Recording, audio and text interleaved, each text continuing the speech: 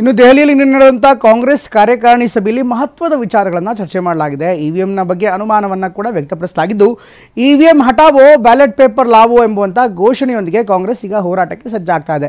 ದೇಶದಲ್ಲಿ ಇವಿಎಂ ಬದಲಿಗೆ ಬ್ಯಾಲೆಟ್ ಪೇಪರ್ನ ಮರಳಬೇಕು, ಅದನ್ನು ಮತ್ತೆ ವಾಪಸ್ ತರಬೇಕು ಅಂತ ಸಭೆಯಲ್ಲಿ ಸಂಸದೆ ಪ್ರಿಯಾಂಕಾ ಗಾಂಧಿ ಅವರು ಹೇಳಿದ್ದಾರೆ. ಅಲ್ಲದೆ ಚುನಾವಣಾ ಪ್ರಕ್ರಿಯೆಯಲ್ಲಿ ಪಾರದರ್ಶಕತೆಯ ಮುಖ್ಯ ಅಂಶವಾಗಿರುತ್ತೆ ಅಂತ ರಾಹುಲ್ ಗಾಂಧಿ ಕೂಡ ಸಭೆಯಲ್ಲಿ ಹೇಳಿದರು. ಇನ್ನು ಸಿಡಬ್ಲ್ಯೂಸಿ ಸಭೆ ಬಳಿಕ ಸಿಎಂ ಸಿದ್ದರಾಮಯ್ಯ ಮಾತನಾಡಿದ್ರು, ಇವಿಎಂ ಬದಲಿಗೆ ಪೇಪರ್ ಬ್ಯಾಲೆಟ್ ಒಳ್ಳೆಯದು ಅಂತ ಹೇಳ್ತಾ ಇದ್ದಾರೆ. ಎಲ್ಲ ಬಹಳ ಮುಂದೂರ ದೇಶಗಳೆಲ್ಲ ಪೇಪರ್ ಬ್ಯಾಲೆಟ್ಗೆ ಹೋಗಿದ್ದಾರೆ. ಇವಿಎಂನಿಂದ ಪೇಪರ್ ಬ್ಯಾಲೆಟ್ಗೆ ಇದು ಪೇಪರ್ ಬ್ಯಾಲೆಟ್ಗೆ ಹೋಗೋದೇ ಬಹಳ ಒಳ್ಳೆಯದು. ಸುಮ್ಮನೆ ಅನಗತ್ಯವಾಗಿ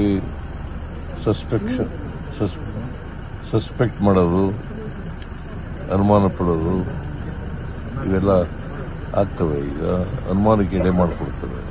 ಮತ್ತೆ ಇವಿಎಂಗಳಿದಾವಲ್ಲ, ಅವನ್ನ ಮ್ಯಾನಿಪುಲೇಟ್ ಮಾಡಲಿಕ್ಕೆ ಅವಕಾಶ ಇದೆ. ಎಲ್ಲ ಬಹಳ ಮುಂದೂರ ದೇಶಗಳೆಲ್ಲ